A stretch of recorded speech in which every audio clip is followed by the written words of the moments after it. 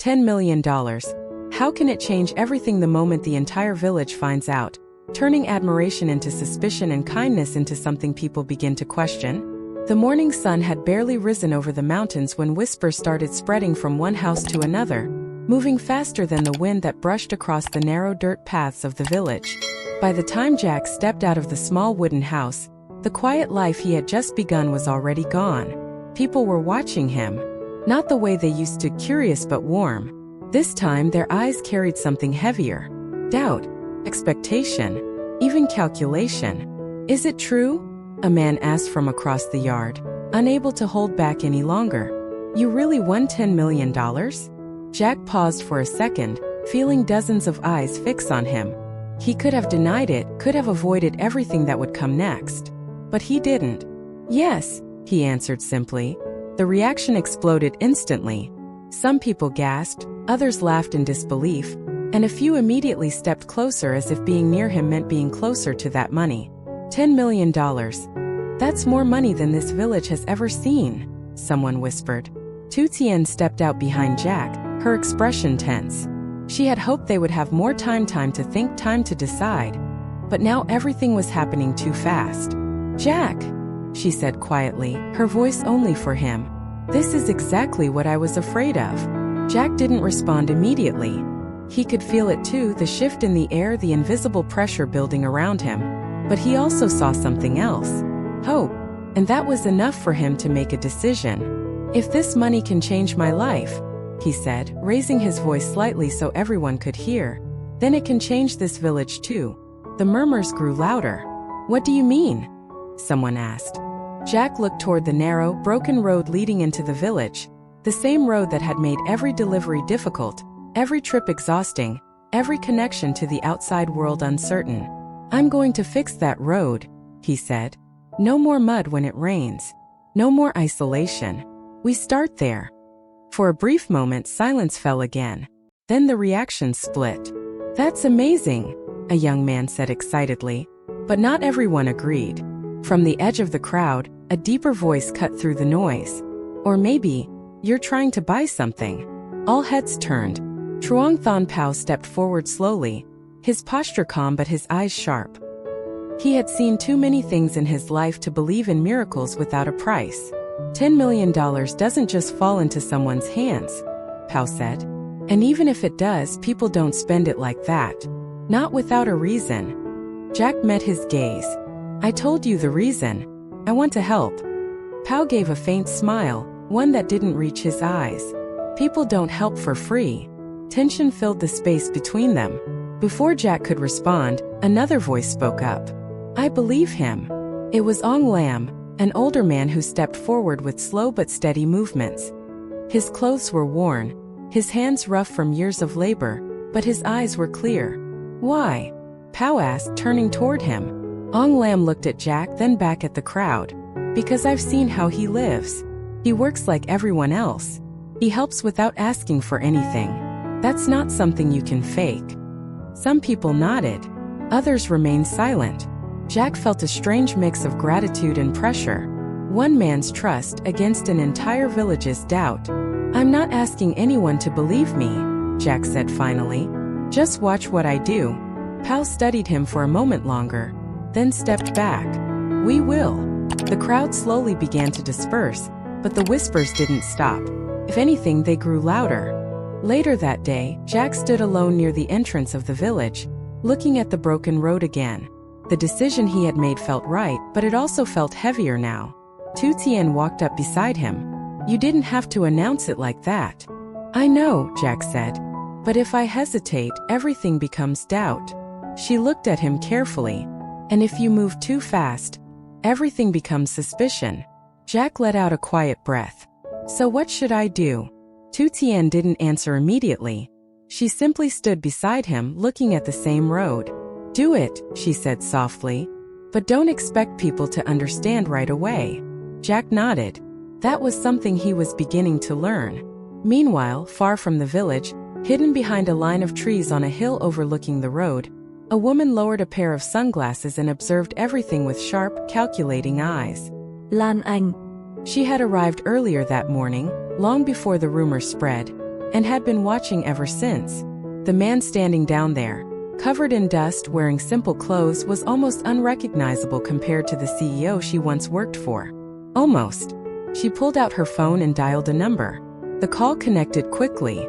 "Have you found him?" A calm but authoritative voice asked from the other end. "Yes," Lanon replied, her eyes still fixed on Jack. "And you were right." A brief pause. "He won the lottery," she continued. $10 million. Silence, then a soft, knowing laugh. "I see," Halan said. "So fate decided to give him another test." Lanon hesitated for a moment. "He's planning to spend it on the village, starting with the road." "Of course he is," Halan replied, still trying to prove something. "Should I intervene?" Lan Anh asked. "Not yet," Halan said calmly. "Let him build. Let him believe he's in control." Lan Anh Frauen Salai. "And then," Halan's voice turned colder, "then we remind him what control really means." The call ended. Lanon lowered her phone slowly, her gaze returning to Jack. For a brief second, something flickered in her eyes, something that wasn't entirely cold, but it disappeared just as quickly. Back in the village, Jack stood at the start of the broken road, unaware that his decision had already set something much bigger into motion. Tu Tien looked at him one more time. "Jack," she said quietly, "this money, it's already changing everything." Jack didn't look away from the road. "I know," he replied. And deep down, he knew this was only the beginning. $10 million. How can it continue to change everything when the first decision has already divided a village, and the line between trust and suspicion becomes thinner with every step forward? The sun had dipped lower, casting long shadows across the uneven road that Jack had promised to fix, but instead of bringing clarity, the light only seemed to highlight the cracks. Not just in the ground, but in people's thoughts. By the next morning, workers had already arrived. The sound of engines, tools, and unfamiliar voices broke the usual quiet rhythm of the village. Large machines stood at the entrance, completely out of place against the simple wooden houses and dirt paths. For many villagers, this was the first time they had ever seen anything like it. Jack stood near the site, speaking with the construction supervisor, his posture focused, his tone calm but decisive. "We start from here," Jack said, pointing toward the worst section of the road. "Fix the foundation first. I don't want shortcuts." The supervisor nodded. "Understood. It'll cost more time and money, though." "That's fine," Jack replied without hesitation. "Do it right." From a distance, groups of villagers gathered, watching everything unfold. "He really means it," someone whispered. "Or he really wants us to believe he does," another replied. The doubt hadn't disappeared. It had simply grown quieter and sharper. Truong Thon Pao stood with his arms crossed, observing every movement. Beside him, a few villagers leaned in, speaking in low voices. "Where did all this come from?" one asked. "Machines, workers, this isn't just money. This is influence." Pao didn't answer immediately. His eyes remained fixed on Jack. "Exactly," he said finally. "Money brings influence. Influence brings control." Meanwhile, Ong Lam slowly approached the construction area. His steps steady despite his age. He looked at the workers, then at the road, then at Jack. "You're really doing it," Ong Lam said. Jack turned and smiled slightly. "I said I would." Ong Lam nodded, but his expression carried something deeper. "Just remember, when you change something this big, you don't just change the road." Jack understood what he meant. "I know," he said quietly. Not far away, Tu Tien stood watching everything, her arms folded lightly as if holding herself together. She could see both sides, the hope growing in some people's eyes, and the doubt hardening in others. She walked toward Jack, her voice low. "People are starting to talk more." Jack glanced at her. "Let them.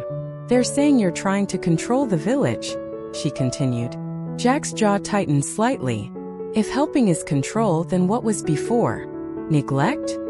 Tử Tiên din tờ ag. Instead, she stepped closer, her tone softer. "I'm not saying you're wrong. I'm saying be careful. Not everyone wants to be helped. Some people want to understand first." Jack exhaled slowly. "If I wait for everyone to understand, nothing will ever change."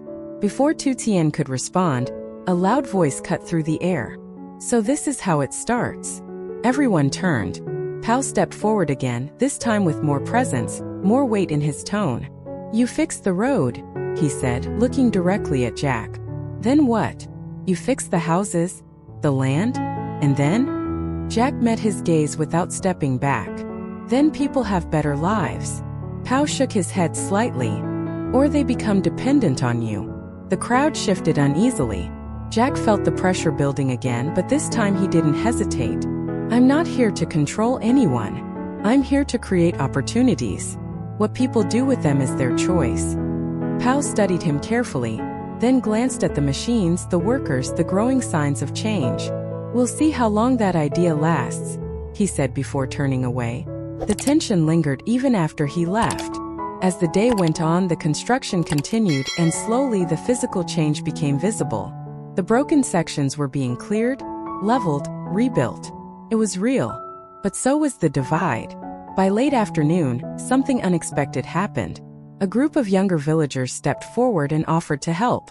They picked up tools, carried materials, worked alongside the construction crew. He's not doing this alone, one of them said. If this is for us, then we should be part of it. That moment shifted something. Not completely, but enough. Jack noticed it too. For the first time since everything started, he allowed himself a small sense of relief. Maybe, just maybe, this could work. But far from the scene, hidden once again in the distance, Lan watched everything unfold through her phone, recording quietly. Her expression was more complex now. He's changing the system, she murmured to herself. Not just spending money. Her phone buzzed. A message from Halan. Update. Lan typed back slowly, her eyes still on Jack. He's gaining influence, she wrote. Not through power but through trust. A few seconds passed before the reply came. That's more dangerous, Halan responded. Lan hesitated, then asked, Do you still want me to stop him? This time the reply took longer. No, Halan finally wrote. Let him go further. Lan Anh fra quen slide. Why? The next message appeared. Because the higher he builds it, the harder it falls. Lan lowered her phone, her gaze returning to Jack. Back in the village, the sun was beginning to set, casting a golden glow over the half-repaired road. Dust filled the air, mixed with the sound of effort, change, and something new beginning. Jack stood at the center of it all. Tu Tien walked up beside him again, this time not speaking right away. After a moment she said quietly, You're really changing things. Jack looked at the road, then at the people working together. We are, he corrected. Tu Tien watched him, searching his face. But deep inside, a feeling she couldn't ignore continued to grow. This is getting bigger than we thought, she said. Jack nodded slowly. I know. What he didn't say, what neither of them could fully see yet, was that something else was growing too. Not just hope, not just change, but a storm already on its way.